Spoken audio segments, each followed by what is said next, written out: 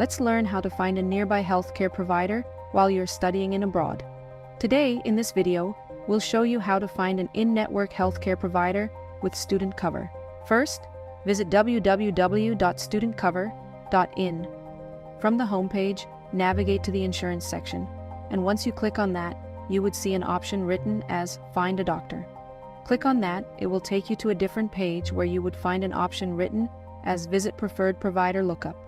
By clicking on that, you'll be redirected to the official provider search portal, United Healthcare.